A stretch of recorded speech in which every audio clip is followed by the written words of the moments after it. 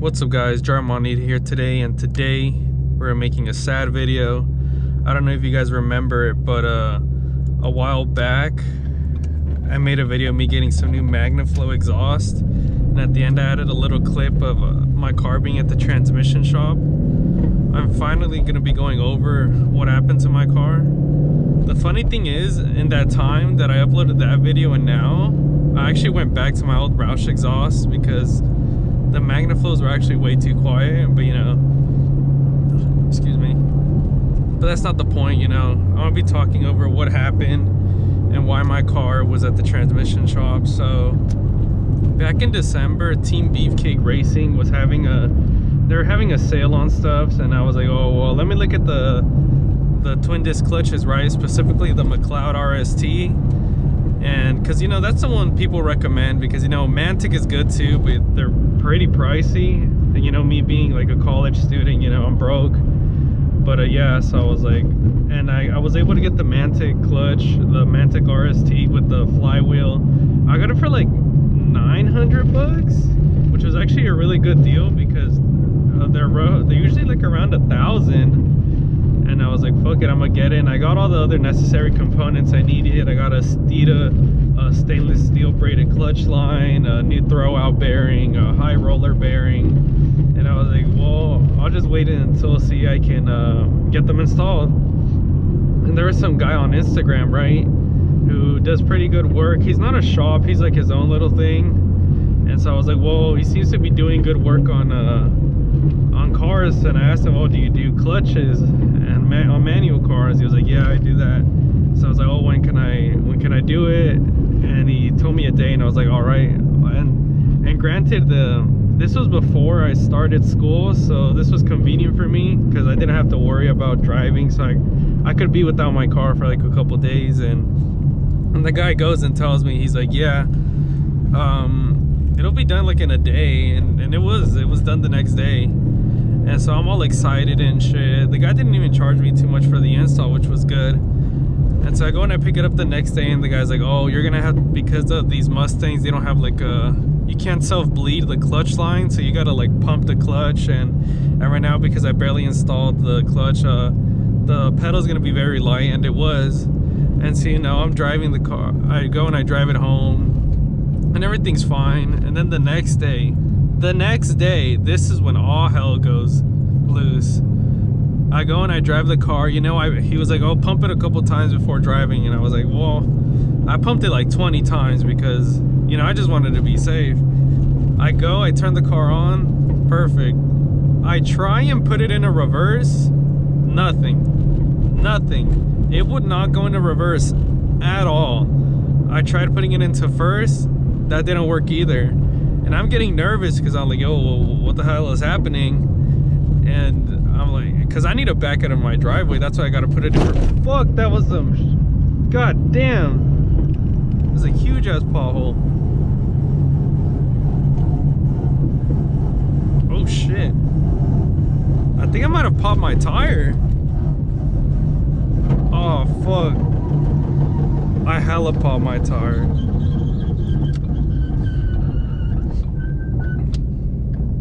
Yep, I popped my tire on fucking video.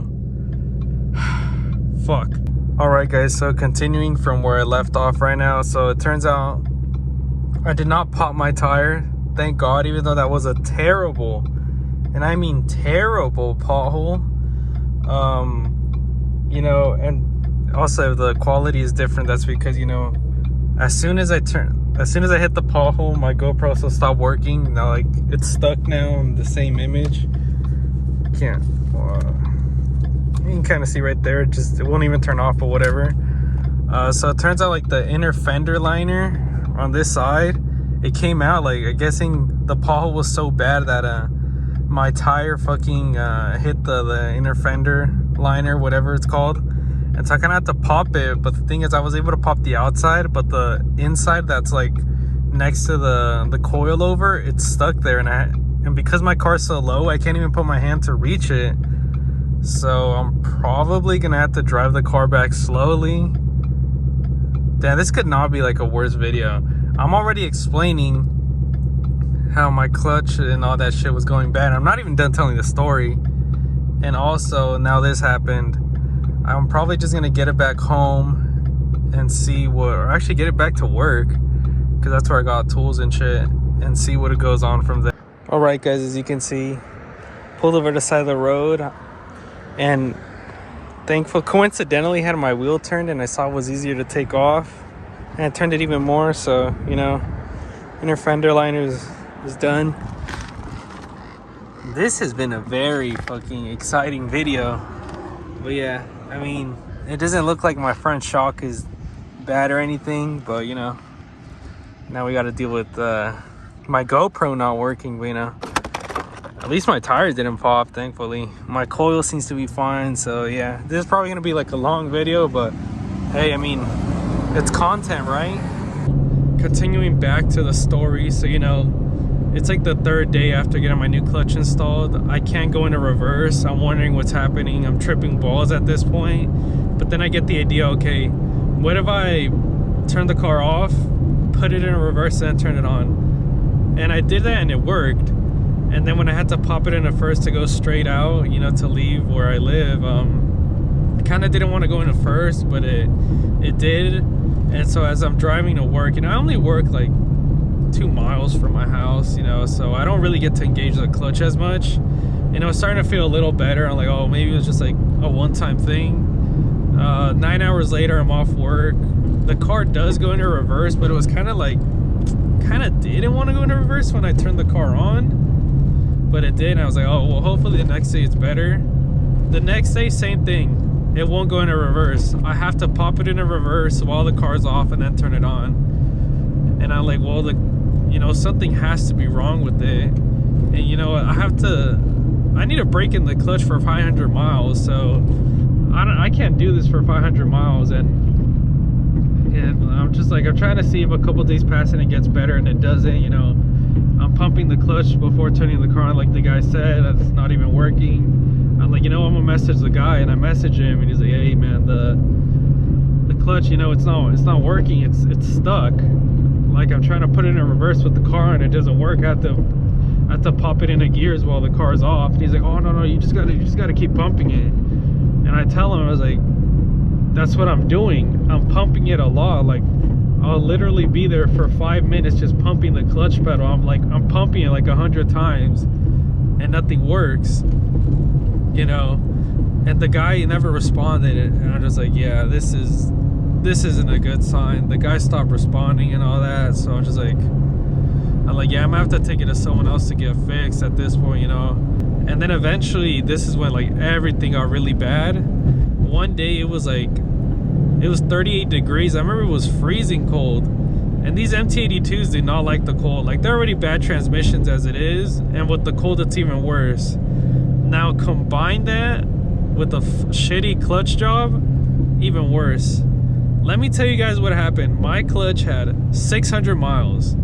An upgraded twin disc clutch, I assume, will last you like 100,000 miles, depending. Like, if you're a good driver. If you're a shitty driver, that thing might not last as long, but it should last. My clutch lasted 600 miles. 600, not even 1,000, before it got burnt. I turned the car on that day. I couldn't even pop it into reverse with the car off.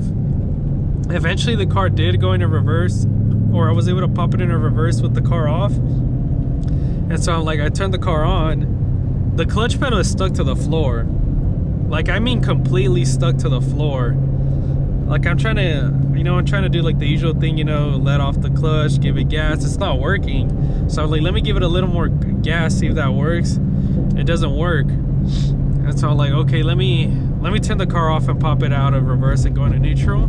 It didn't even want to go out of reverse either with the car off. And so I'm like, I really don't know what's happening at this point. At this point, I knew something bad or something even worse was gonna happen. And so I turned the car on, and same thing, but this time the car started to give a burning smell, and I knew it was that infamous clutch burning smell, and it just smelled really bad, like burnt metal, like a really weird smell, and it just smelled really bad. And that's when I knew my clutch was burnt. and I couldn't drive the car to work because it just would not pop out of gear, so I had to ask for a ride.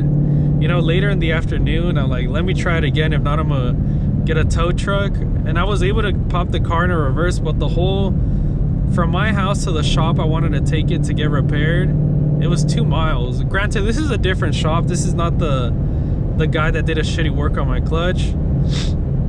So, you know, the clutch is burning the whole 2 miles there. I'm trying to get there as fast as possible because the last thing I need is for also my transmission to go bad. And so I take it to the guy and he's like, yeah, well, I can't look at it right now because we're full. I won't be able to look at it until a week from now. I'm just like, well, I'm like, do what you gotta do, bro, because I can't really do anything with the car myself now.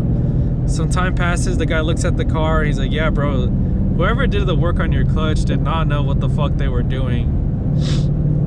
He's like, for starters, the clutch wasn't aligned properly at all, and the bolts to hold the clutch in, they were loose. That's why you probably were having so many issues. And I was like, yeah, bro. I was just like, he's like, the guy never responded. I was like, nah, I sent him a message, he never responded. He's like, yeah, that's really like shitty business practice of him. He's like, yeah, your clutch is messed up, bro. Like, we can't fix it. It sucks that it only has 600 miles. I'm like, yeah, well, I can't do anything either. And the guy was like, do you still have your OEM clutch and flywheel? I was like, yeah. And thankfully I still had that. If not, I would have had to buy a brand new OEM one. I had to wait for that. My OEM clutch and flywheel at the time only had like 38,000 miles, and it wasn't even in bad shape. And so, you know, I eventually got the car repaired, and the guy showed, I'm gonna put some a video up of how the clutch looked, of the damage done to it and all that. You can even see the burn marks on like the flywheel and how fucked up the clutch was. But yeah, you know, this video isn't like, this video is just like a warning on who you take your car to. Like me personally, I thought the guy was gonna do good work because I'd seen him post things and people talk good about him. But you know, I guess he just did a shitty job on my car. You know, this video is like, it sucks to make because it's like a bad experience and all that. But I'm just making this video as a warning to people. But you know, just be careful out there and shit, you know. A lot of people are out here, you're trusting them with your cars, you know. These cars aren't cheap, you know. They're like $20,000, $30,000, $40,000 machines out here. Granted, maybe if your parents gift you a car, you know, that's good for you, you know, you don't have to spend anything. But nonetheless, they're like multi-$1,000 items, and to have someone fuck your shit up just really sucks. But you know, whatever. But yeah, that's just my story, guys, on my terrible experience with the bad install. But yeah, guys, so there's my terrible experience. Hope you guys are careful out there and are able to check for reputable shops and all that. But yeah, guys, don't forget to like, comment, subscribe, and don't forget your driver mods. See you guys in the next video. Later.